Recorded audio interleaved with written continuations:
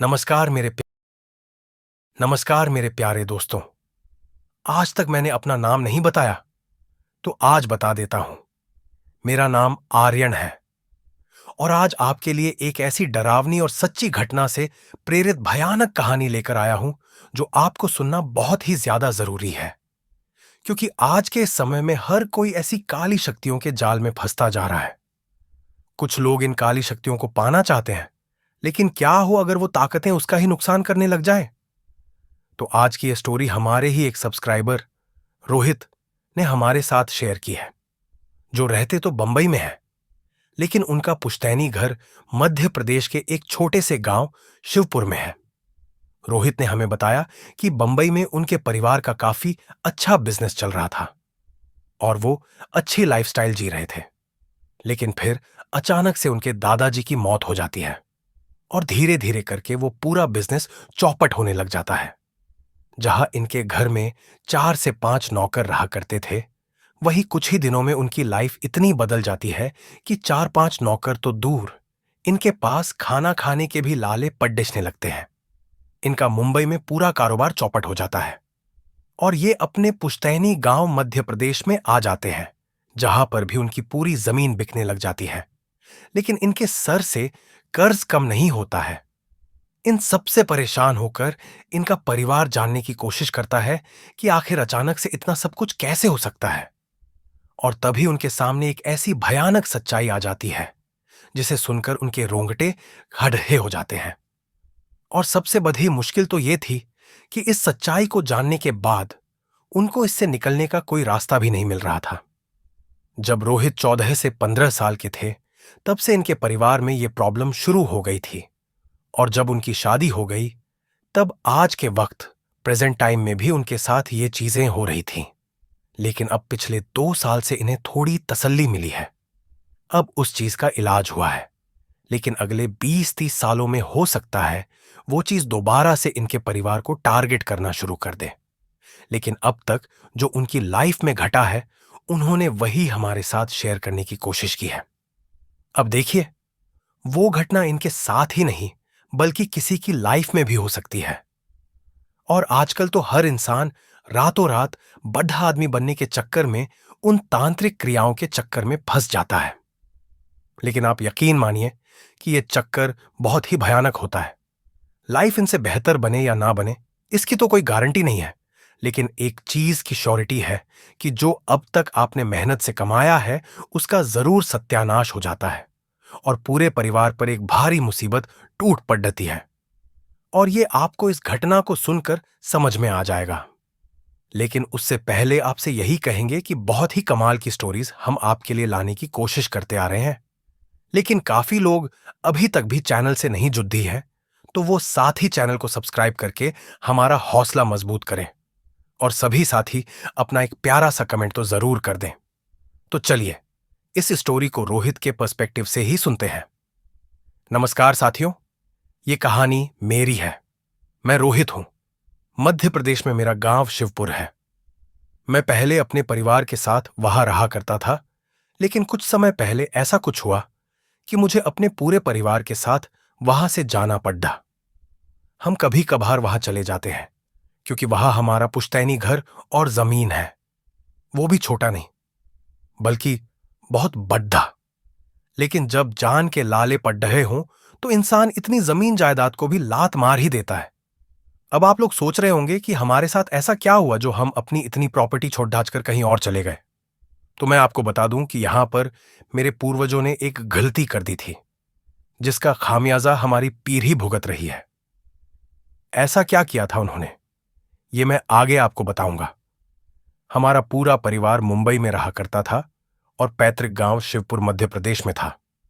मुंबई में ही हमारा एक छोटा सा बिजनेस था, जो कि मेरे दादाजी ने अपनी जवानी के दिनों में अपनी मेहनत से खद दिया किया था। मेरे दादाजी अब काफी बूढ़े हो चुके थे, इसीलिए अब सारे काम की बागडोर मेरे पिताजी ने ली थी और अब मेरे दादाजी घर पर हमारे साथ समय बिताते थे। सब कुछ सही चल रहा था कि एक दिन हमारी दादी चल बसी। यहां मैं आपको बता दूं तो वो लंबे समय से बीमार चल रही थी। खैर, अब मेरे दादाजी का वहां मन नहीं लग रहा था, इसलिए वो वापस गांव में आकर रहने लगे। वो वहां अकेले बिल्कुल नहीं थे, बल्कि उन्होंने अपने लिए 3-4 नौकर रख लिए थे जो उनका अच्छे से ख्याल रखते। इसीलिए हम लोग भी शहर में निश्चित थे। हम लोग साल में एक बार गांव जरूर जाते और वहां जाकर दादाजी के साथ समय जरूर बिताते। पता नहीं क्यों इस दौरान मुझे कई बार ऐसा लगा जैसे कि दादाजी शायद हमसे कुछ कहना चाहते हो, लेकिन कह नहीं पा रहे थे। मैंने कई बार उनसे पूछा कि बताइए क्या बात है, लेकिन हर बार उन्होंने ये कहकर टाल दिया कि समय आने पर बताएंगे। अब यह सुनकर मैं भी ज्यादा कुछ नहीं बोल पाता था। और फिर कुछ दिनों में छुट्टियां खत्म होने के बाद हम सारे वापस शहर चले जाते थे। यह सिलसिला तब तक यूं ही चलता रहा जब तक कि मेरे दादाजी की मौत ना हो गई। उनकी मौत की जानकारी हमारे घर में काम करने वाले एक नौकर ने दी और फिर हम फॉरेन प्लेन की टिकट लेकर मुंबई से मध्य प्रदेश पहुंचे और फिर वहां से एक प्राइवेट गाड़ी से गांव। हमने नम आंखों से दादाजी को अंतिम विदाई दी और कुछ दिनों तक यहीं रहने का फैसला किया। भले ही मुंबई में हमें बहुत काम था, लेकिन वो काम हमारे दादाजी से जरूरी तो नहीं था। खैर, हम लोग कुछ दिन घर पर ही रहे। यहां रहकर हमने कुछ दिन बाद यहां हवन वगैरह करवाया और फिर कुछ दिनों बाद हम सारे दोबारा मुंबई आ गए। यहां मैं आपको बता दूं कि यह वही समय था जब दादाजी को बलि दिए 10 साल पूरे हो चुके थे और हम लोग इस बात से अनजान थे कि अगर हमें यह सब चाहिए तो किसी की बलि देनी होगी। एक आध महीने तक तो सब ठीक रहा, लेकिन धीरे धीरे करके मेरे पापा का काम में नुकसान होने लगा। ऊपर से मुंबई शहर में महंगाई भी बहुत है, इसलिए धीरे धीरे करके हमारे ऊपर कर्जा भी बढ़ने लगा। थक हार कर मेरे पिता ने मेरी मां से कहा कि वो कुछ दिनों तक हम बच्चों को लेकर गांव में हमारे पुश्तैनी घर में रहें। वहां हमारी जमीन भी बहुत है, इसलिए हमें किसी चीज की परेशानी नहीं होगी और तब तक वो यहां पर सारा काम फिर से संभालने की कोशिश करेंगे। मेरी मां को यह बात जच गई, क्योंकि अब भले ही मेरी मां पापा के साथ कैसे भी रह सकती थी, लेकिन बच्चों को तो ठीक से पालना पड़ेगा ना। इसीलिए हम गांव आ गए। इस दौरान इस बात से हम सारे अनजान थे कि हमारे ऊपर किस तरह की मुसीबत पड़ी है। हमारी वहां यह पहली ही रात थी कि तभी अचानक देर रात मेरी बहन जोर जोर से रोते हुए उठ बैठी।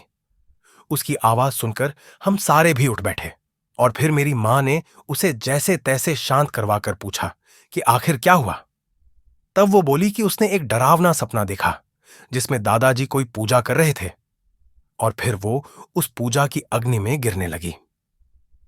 मेरी मां ने उसे यह सब सिर्फ एक डरावना सपना बताकर जैसे तैसे सुला दिया और हम भी सोने की कोशिश करने लगे। कुछ देर बाद मेरा भाई भी रोते हुए उठा और उसने भी बताया कि उसने भी वही सपना देखा जो कि मेरी बहन ने देखा था। मेरी मां ने उसे भी समझा बुझाकर शांत करवाया और फिर हम सारे दोबारा सो गए। लेकिन सोने के बाद ही अब की बार मुझे इस तरह का सपना आया। अब मैं अपने भाई बहनों में सबसे बड़ा था, इसीलिए रोया तो नहीं, लेकिन घबरा जरूर गया था। मुझे बहुत डर लग रहा था। उस समय मेरा मन तो किया कि मैं भी अपनी मां के सीने से लगकर सो जाऊं, लेकिन अब मैं 14-15 साल का हो गया था, इसीलिए बच्चों वाली हरकत करना नहीं चाहता था। इसीलिए मैंने जैसे तैसे खुद को संभाला और सोने की कोशिश करने लगा। सुबह उठते ही मैंने ये बात अपनी मां को बताई। इससे मेरी मां काफी ज्यादा घबरा गई थी, इसलिए उन्होंने फौरन ही वहां के मौलवी को इसके बारे में बताया। मौलवी ने दुआ पढ़ी और फिर कहा, तीनों बच्चों को एक सा सपना आया है। वो इत्तेफाक नहीं हो सकता। हो ना हो, ये किसी भयानक चीज का इशारा है। अभी के लिए तो मैंने दुआ परच दी है, लेकिन आप इसका जल्द से जल्द कोई स्थायी उपाय करवा लें। ये बोलकर वो मौलवी तो वहां से चला गया, लेकिन मेरी मां काफी ज्यादा घबरा गई और उन्होंने मेरे पिता को इस बारे में फोन करके बताया। सारी बात सुनने के बाद मेरे पिता बोले, देखो, डरने की बात नहीं है। पहले छुटकी को सपना आया, उसे सुनकर दोनों बच्चे डर गए होंगे, इसलिए उन दोनों को भी यह सपना आया होगा। मेरी मां को लगा कि हो सकता है कि शायद यही बात हो, इसलिए वो भी इस बारे में भूलने की कोशिश करने लगी। हम तीनों भाई बहन आराम से पडेड हाउस के बच्चों के साथ खेलते और गांव के स्कूल में पढ़ाते। हम सारे वहां आराम से रह रहे थे, लेकिन डरावने सपने हमें अब भी आ रहे थे। लेकिन धीरे धीरे करके हमें इसकी आदत होने लगी थी। एक रात जब हम सारे अपने घर के आंगन में सो रहे थे, तब अचानक से रेडियो अपने आप ही चलने लगा और उसमें से भयानक आवाज आने लगी। वो आवाज सुनकर हम सारे घबराते हुए उठ बैठे और मेरी बहन तो रोने ही लगी। मेरी मां ने मेरी बहन को शांत करवाया और फिर जाकर वो रेडियो बंद किया। हम इसे एक सामान्य घटना मानकर भूलने की कोशिश करने लगे, लेकिन उस रात के बाद अब यह लगभग हर रोज हो रहा था। हर रात को वो रेडियो देर रात को अपने आप चलने लग जाता और उसमें से भयानक सी आवाज आने लगती। वो आवाज ऐसी थी जैसे कोई रेडियो चैनल चल रहा हो, लेकिन सिग्नल सही से ना आने के कारण उसमें से आती आवाजें दोहरी और भारी आ रही हों। तंग आकर मेरी मां ने वो रेडियो स्टोर रूम में रख दिया, लेकिन आप यकीन नहीं करोगे, उसमें से हर रात वैसी आवाज आती रहती। इसीलिए मेरी मां ने मेरे पापा को फोन कर इस बारे में सब बताया। तब पापा बोले, हो ना हो, पिताजी की आत्मा घर में है और शायद उनकी कोई इच्छा अधूरी होगी, तभी वो ऐसे हमें सिग्नल दे रही है। तुम चिंता मत करो, अभी के लिए बच्चों का ख्याल रखो, मैं 1-2 दिनों में वहां आता हूं। मेरी मां को डर तो बहुत लग रहा था, लेकिन वो इसमें कर भी क्या सकती थी। लेकिन इन सब के दौरान घर में इस तरह की अजीब सी चीजें और ज्यादा होने लगी। कभी रसोई में रखे बर्तन गिर पड़ते, तो कभी कोई खाने पीने का सामान खराब हो जाता। एक दिन तो हद ही हो गई। मेरी मां सारे काम निपटाकर अपने कमरे में आराम करने लगी। इस दौरान हम सारे भाई बहन पड़ोस के बच्चों के साथ आंगन में ही खेल रहे थे। इतनी ही देर में मेरा छोटा भाई सीढ़ियों से गिरकर रोने लगा। वो आवाज सुनकर मेरी मां दौड़कर बाहर आई। यहां जैसे ही मेरी मां कमरे से बाहर निकली, उनके कमरे में चल रहा पंखा एकदम से नीचे गिर पड़ा। ये देखकर मेरी मां काफी ज्यादा घबरा गई। वहीं वो आवाज सुनकर हम सारे भाई बहन आकर उनसे लिपट गए। अब जब तक बात सिर्फ रेडियो चलने और छोटा मोटा सामान गिरने की थी, तब तक तो सब सही था। लेकिन यह बात जान पर बनाई थी, क्योंकि अगर मेरी मां वहां से नहीं उठती तो वो पंखा मेरी मां पर ही गिर जाता। मेरी मां ने फौरन मेरे पापा को फोन किया और सब बताया और साफ साफ कह दिया कि वो यहां अब और नहीं रह सकती। यहां पर बात अब जान पर बनाई है। तब मेरे पिता बोले, चिंता मत करो, मैं आज ही यहां से निकल रहा हूं, बस आज रात किसी तरह से वहां काट लो। ये सुनकर मेरी मां ने वहां जैसे तैसे एक रात काटने का फैसला किया। हम सारे लोग आंगन में सो गए, लेकिन हमारी आंखों से नींद कोसों दूर थी, क्योंकि रात में जैसे ही हमें नींद आती, हमें किसी के अजीब से मंत्रों की आवाज सुनाई देती। लेकिन आंखें खोलने पर वह सब सामान्य था। इन सबसे डरकर मेरी बहन तो रोने ही लगी थी। हम सबने मिलकर जैसे तैसे उसे शांत करवाया, लेकिन ठीक इसी दौरान मुझे घर के मुख्य दरवाजे पर एक लगभग 8 से 10 फीट का काला साया नजर आया। उस साये को देखकर मेरी तो चीख ही निकल पड़ी, क्योंकि भले ही मैं सभी भाई बहनों में बड्ढा था, लेकिन था तो बच्चा ही, और वो साया किसी इंसान का तो बिल्कुल नहीं लग रहा था। मेरी चीख सुनकर मेरी मां और भाई बहनों का ध्यान भी उस साये की तरफ गया। उस साये को देखकर मेरे दोनों भाई बहन डर कर रोने लगे। लेकिन ठीक इसी दौरान मेरी मां ने हिम्मत करके हमारी खटिया के पास ही रखा वो मोटा डंडा उठाया और फिर उस साये की तरफ जाने लगी। मेरी मां के पास जाते ही वो साया वहां से गायब हो गया। ये देखकर मेरी मां ने उस साये को आसपास ढूंढा, लेकिन वो साया कहीं नहीं मिला और फिर मेरी मां वापस आ गई। उस रात मेरी मां ने हाथ में डंडा लेकर पूरी रात हम भाई बहनों की हिफाजत की। सच ही कहते हैं कि एक औरत अपनी औलाद के लिए किसी भी खतरे से बिधर सकती है। खैर, जैसे तैसे हमने वो रात काटी और फिर हमने घर के दरवाजे खोल दिए। आसपास लोगों की चहल पहल होने लगी। उसी दिन दोपहर से पहले मेरे पापा आ गए। उनके आते ही मेरी मां रो पड़ी, क्योंकि यहां पर जो सब भी हुआ उसे उन्होंने अकेले कैसे संभाला है, वो तो वही जानती थी। मेरे पापा ने कहा, डरो मत, मैं अब आ गया हूं। मैं एक आध दिनों में ही सभी बच्चों और तुम्हारे लिए ताबीज बनवा दूंगा। फिर कोई बुरी शक्ति तुम्हारे पास भी नहीं फटक पाएगी। मेरी मां इसके लिए मान गई और फिर उसी दिन मेरे पापा ने एक ओझा को हम सभी के लिए ताबीज बनवाने के लिए दी। उन्होंने पापा से कहा कि ऐसे शक्तिशाली ताबीज बनने में समय तो लगता ही है, इसलिए 2 दिन के अंदर ही ताबीज बन पाएंगे। इस पर मेरे पापा मान गए, क्योंकि उनके पास और कोई ऑप्शन ही कहाँ था। हमारे पापा वहां आ चुके थे, इसीलिए हम तीनों भाई बहन अब तक हुई सारी घटना भूलकर अपने पापा के पास बैठकर बातें करने लगे। शाम के समय हमारी मां ने हम सबके लिए खाना बनाया और फिर खाना खाकर रात होने के बाद हम सारे सो गए। यहां मैं आपको एक बात बता दूं कि शायद मेरे पिता को अब भी यही लग रहा था कि शायद हम सभी को वहम हुआ होगा। लेकिन आज रात जो यहां होने वाला था, उसके बाद मेरे पापा के पास इसे ना मानने की कोई गुंजाइश ही नहीं रह गई थी। देर रात मेरी मां ने मेरे पापा को उठाया और फिर कहा कि उन्हें बाथरूम जाना है, इसलिए वो उनके साथ चलें। यहां आपको मैं एक बात और बताना चाहूंगा कि गांवों में कई घरों में बाथरूम घर से बाहर बनाए जाते हैं। मेरे घर पर भी बाथरूम बाहर की तरफ था। मेरे पिता इसके लिए उठकर उनके साथ बाहर जाने के लिए उठे कि तभी उनकी नजर उस खाट पर पड़ी जिसमें मेरी मां मेरी बहन के साथ सो रही थी। उन्हें देखकर मेरे पापा की आंखें भय से फैल गईं कि अगर मेरी मां सो रही है तो अभी उन्हें किसने उठाया। वो हैरानी से उस तरफ मुद्दे तो पाया कि उस तरफ भी मेरी मां की ही कोई हमशक्ल खद्दी थी, लेकिन उसका चेहरा पूरी तरह से सफेद था, जो अंधेरे में भी साफ दिखाई दे रहा था। वो भयानक ढंग से मुस्कुराते हुए मेरे पापा को ही देख रही थी। उसे देखकर मेरे पापा उससे दूर जा हटे। मेरी मां की हमशक्ल उनके पास आई और अपनी भयानक दोहरी आवाज में बोली, बली बली बली बली। वो ये अपनी भयानक दोहरी आवाज में बोले ही जा रही थी। वो आवाज सुनकर हम सब भी उठ बैठे और अपने सामने उस भयानक दृश्य को देखकर मेरे छोटे भाई ने तो डर के मारे पेशाब तक कर दिया था। ये सब देखकर मेरी मां ने वापस डंडा उठाया और अपनी उस हमशक्ल के ऊपर मारा। उस डंडे का वार उस हमशक्ल के आर पार हो गया। ऐसा होते ही वो हवा में गायब हो गई। ये सब देखकर मेरे पिता घबराते हुए बोले, मुझे माफ कर दो। मुझे लगा कि ये सब तुम लोगों का वहम है, लेकिन मुझे नहीं पता था कि बात इतनी सीरियस है। मेरी मां इस पर ज्यादा कुछ नहीं बोली, लेकिन अब मेरे पिता इस समस्या का जड़ीबूटी से निपटारा चाहते थे। उन्हें पता था कि ये जो भी है वो अब भी हाल फिलहाल में ही आया है, क्योंकि इससे पहले तो ये यहां नहीं थी। अगले दिन सुबह सुबह हम तीनों भाई बहन आंगन में खेल ही रहे थे कि तभी अचानक मेरी बहन अपनी जगह पर ही रुक गई।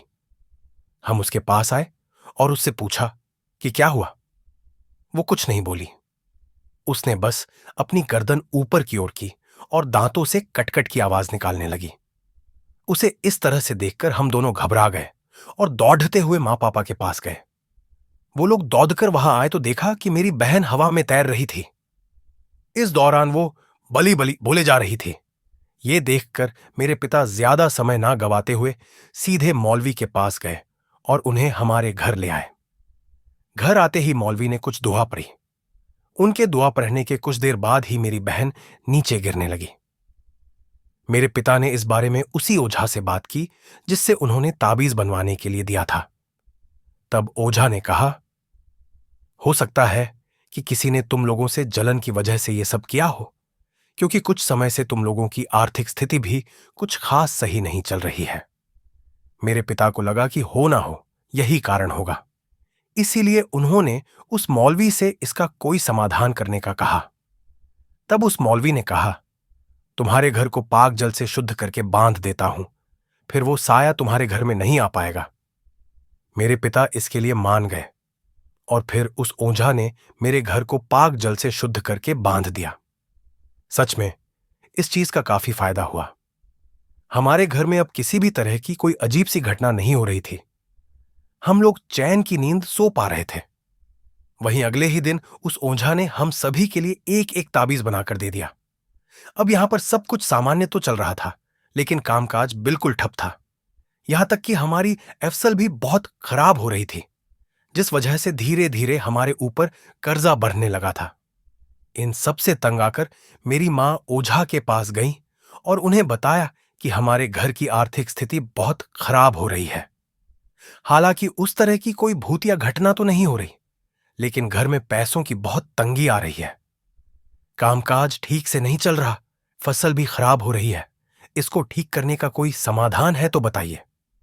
ये सुनकर ओझा ने कुछ मंत्र पढ़े और कुछ देर तक तो यूं शांत रहा, लेकिन फिर थोड़ी देर बाद वो बोला, ये सब तुम्हारे ससुर का किया धरा है। यह सुनकर मेरी मां हैरान रह गई, क्योंकि मेरे दादाजी की गिनती तो गांव के उन चंद अच्छे लोगों में आती थी जो गांव का हमेशा भला करते थे। बल्कि मेरे दादाजी तो गांव में हर 10 साल में लंगर भी करवाया करते थे। तो यह सब उनका किया धरा कैसे हो सकता है? तब उस ओझा ने आगे जो बताया, उसे सुनकर मेरी मां के रोंगटे खड़े हो गए। ओझा ने जो बताया वो मैं आपको फ्लैशबैक में जाकर पूरी कहानी के माध्यम से समझाता हूं। दरअसल दशकों पहले रोहित के दादा, यानी कि भूतकाल में, उस समय के गांव के सबसे बड़े और प्रभावशाली व्यक्ति थे। वे बेहद महत्वाकांक्षी थे। उनका लालच इतना भरा हुआ था कि अपनी महत्वाकांक्षाओं को पूरा करने के लिए वे किसी भी हद तक जा सकते थे। गांव के बाहर एक घनघोर जंगल में एक रहस्यमय तांत्रिक रहता था, जिसके बारे में अफवाहें थीं कि उसके पास अपार शक्तियां हैं। रोहित के दादाजी ने उस तांत्रिक से संपर्क साधा। उन्होंने तांत्रिक से धन, यश और समृद्धि की याचना की। तांत्रिक ने उनकी इच्छा पूरी करने का वादा किया, लेकिन इसके बदले में एक भयानक शर्त रखी, एक नरबलि। तांत्रिक ने कहा, तुम्हें एक निर्दोष जीवन का बलिदान देना होगा, तभी तुम्हारी तिजोरियां भरेंगी और तुम्हारा नाम अमर होगा। लालच में अंधे होकर रोहित के दादाजी ने उस भयानक सौदे को स्वीकार कर लिया। उन्होंने पड़ोसी गांव से एक युवती को झूठे वादे देकर बुलाया। उसे अपने परिवार और बेहतर भविष्य का लालच दिया गया। बेचारी युवती, अनजान कि उसकी किस्मत में क्या लिखा है, शिवपुर गांव आ गई। एक भयानक रात रोहित के दादाजी ने उस तांत्रिक के साथ मिलकर गांव के बाहर श्मशान भूमि में एक गुप्त अनुष्ठान किया। उस युवती को क्रूरता से मार डाला गया और उसका खून उन दुष्ट आत्माओं को अर्पित किया गया जो धन और शक्ति के बदले में मदद करने को तैयार थीं। तांत्रिक ने रोहित के दादाजी को चेतावनी दी, यह समृद्धि केवल 10 वर्षों तक ही रहेगी, उसके बाद आरण चुकाना होगा, और यदि तुम चुकाने में विफल रहे तो यह अभिशाप तुम्हारे पूरे वंश को तब तक सताएगा जब तक कि इसे एक और बलिदान से शांत न किया जाए। ओझा ने मेरी मां को यही सब बताया, रोहित ने कहा। उसकी आवाज कांप रही थी। उसने कहा कि मेरे दादाजी की महत्वाकांक्षा ने हम सबको बर्बाद कर दिया है। मेरी मां इस खुलासे से बुरी तरह टूट चुकी थी। उसने मेरे पिताजी से इस बारे में बात की। वे भी सदमे में थे। परिवार अविश्वास और अभिशाप के बढ़ते सबूतों के बीच झूल रहा था। उन्हें उस चक्र को तोड़ने का एक तरीका खोजना था। मेरे दादाजी के पाप के दाग को धोना था। निराश होकर उन्होंने हर धार्मिक व्यक्ति और गुप्त विशेषज्ञ से मदद मांगी, जिन्हें वे ढूंढ सकते थे। कुछ ने प्रार्थनाएं की, कुछ ने अनुष्ठान किए, लेकिन कुछ भी अभिशाप को कम करने में सफल नहीं हुआ। अजीबोगरीब घटनाएं जारी रही और अधिक दुर्भावना पूर्ण होती गई। छायाएं और गहरी होती गई, फुसफुसाहटें तेज होती गई और डर की भावना लगभग असहनीय हो गई। एक रात मेरी नींद खुली तो पाया कि मेरे माता पिता गायब हैं। मैंने घबराकर पूरे घर में उनकी तलाश की, उनके नाम पुकारता रहा। मेरे छोटे भाई बहन खतरे को भांपते हुए मुझसे चिपक गए। उनकी आंखें डर से फैली हुई थीं। अंत में मैंने उन्हें आंगन में पुराने पारिवारिक कुएं के सामने खड़े पाया। वे एक सम्मोहित अवस्था में थे। उनकी आंखें धुंधली थीं। उनके शरीर लयबद्ध रूप से हिल रहे थे। कुएं से एक धीमी गहरी जप की आवाज आ रही थी। जैसे ही मैं करीब गया, मैंने कुएं के मुंह से एक गहरा चिपचिपा तरल पदार्थ रिसते हुए देखा, जिसकी गंध असहनीय थी। बलि बलि! मेरे माता पिता एक साथ जप रहे थे। उनकी आवाजें विकृत और अमानवीय थीं। डर ने मुझे पंगु बना दिया, क्योंकि मुझे एहसास हुआ कि क्या हो रहा है। अभिशाप अपने देह की मांग कर रहा था और मेरे माता पिता दुष्ट आत्माओं के कब्जे में परम बलिदान देने वाले थे। तभी मेरी बहन चीखी, एक भेदी चीख जिसने सम्मोहन को चकनाचूर कर दिया। मेरे माता पिता लड़खड़ाकर पीछे हट गए। उनकी आंखों में स्पष्टता का कुछ अंश वापस आ गया, लेकिन बहुत देर हो चुकी थी। कुएं की गहराई से एक राक्षसी आकृति उभरी, जिसका आकार बदल रहा था और अस्पष्ट था, जिसकी आंखें दुर्भावनापूर्ण इरादे से जल रही थीं। उसने एक गांठदार कंकाल हाथ से मेरी बहन को पकड़ लिया। उसकी चीखें रात भर गूंजती रहीं जब उस इकाई ने उसे कुएं की खाई में खींच लिया। झप बंद हो गया, छायाएं दूर हो गईं और आंगन में एक भयानक चुप्पी छा गई। मेरी बहन अब इस दुनिया में नहीं थी, बलि चढ़ा दी गई थी। रोहित और उसका परिवार उसी रात शिवपुर से भाग गए, अपने पैतृक घर और उस भयानक भयावहता को पीछे छोड़ दिया जिसे उन्होंने देखा था। उन्होंने अभिशाप से बचने की उम्मीद में मुंबई में शरण ली, जिसने उनके जीवन को तबाह कर दिया था। लेकिन फिर भी क्या वे बच पाए? मुंबई जैसे बड्ढे शहर में भी शिवपुर की छाया उन पर मंडराती रही। रोहित को अब भी कुएं के बारे में बुरे सपने आते हैं, उस राक्षसी आकृति के बारे में जिसने उसकी बहन को अपना शिकार बनाया था। वह जानता है कि वह इकाई अभी भी वही है, इंतजार कर रही है, उसकी भूख कभी न मिटने वाली है। मुंबई में आज भी रोहित रात को अपनी खिड़की से बाहर देखता है तो उसे एक लंबी आकृति सड़क के दूसरी तरफ दिखाई देती है। वो आकृति हमेशा वहीं पर होती है, इंतजार करती हुई, किसी और बलि का। वो जानता है कि वो काली शक्ति उसके परिवार को कभी नहीं छोड़ेगी। शायद किसी दिन उसे या उसके परिवार के किसी और सदस्य को उस कुएं में खींच लिया जाएगा, ताकि पीढ़ियों से चला आ रहा कर्ज चुकाया जा सके। क्योंकि कुछ कर्ज ऐसे होते हैं जो कभी नहीं चुकते, और शिवपुर के शापित कुएं का कर्ज ऐसा ही एक कर्ज है। तो यहां पर ही हमारी आज की कहानी खत्म होती है। आशा है कि आपको यह कहानी अच्छी लगी होगी, तो चैनल को सब्सक्राइब करें और कमेंट करें। मिलते हैं अगली कहानी में, तब तक